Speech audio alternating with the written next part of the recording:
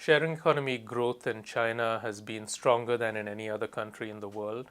China's sharing economy is far bigger than the sharing economy in the United States.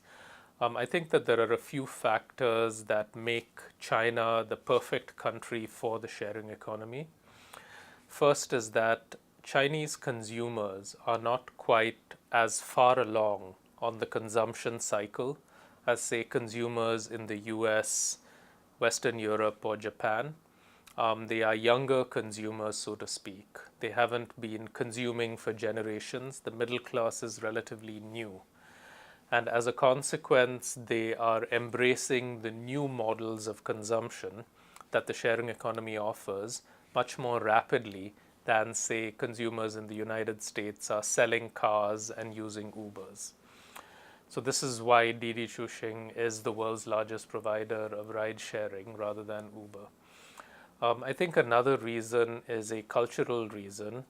I think part of the identity of China's form of capitalism is sort of a different kind of balance between shared consumption and individual consumption, between socialism and capitalism.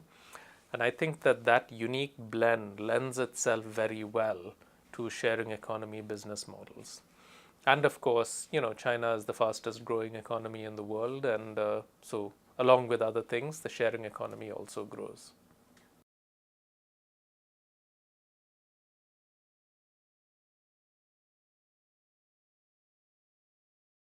Well, I certainly think that the transportation businesses, whether they be car rental, whether they be cars on demand, or even bicycle sharing, these are strong and robust business models that I think will be multi-billion-dollar businesses.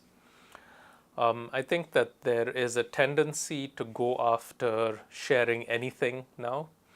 I've seen business models for mobile phone chargers, for basketballs, for umbrellas.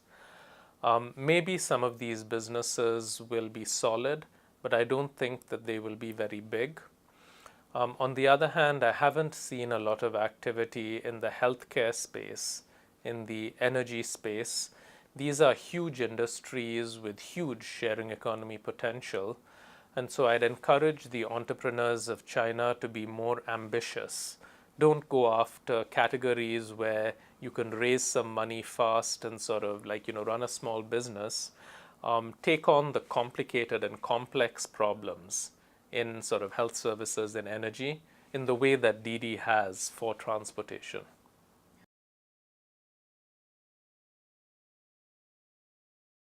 Yeah, I think China has produced a number of varieties of sharing economy business models, all the way from renting directly to the company to buying from a small business through the platform, all the way to peer-to-peer, from individual to individual.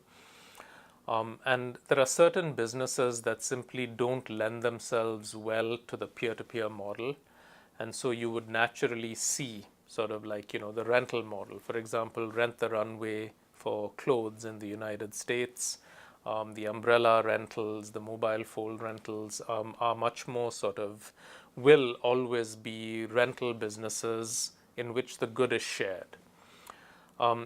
But I think the fact that you have so much variety in China is a reflection of the fact that online retail was always a platform business in China. So in the United States, we had Amazon, which was largely a centralized retailer, more a centralized retailer.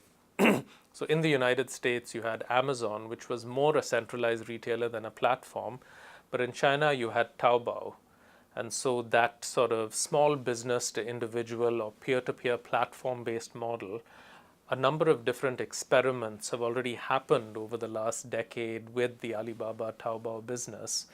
And the knowledge in the China business community of what makes these platform businesses work, when is rental better than business to peer sharing, better than peer-to-peer sharing, that knowledge base is much deeper.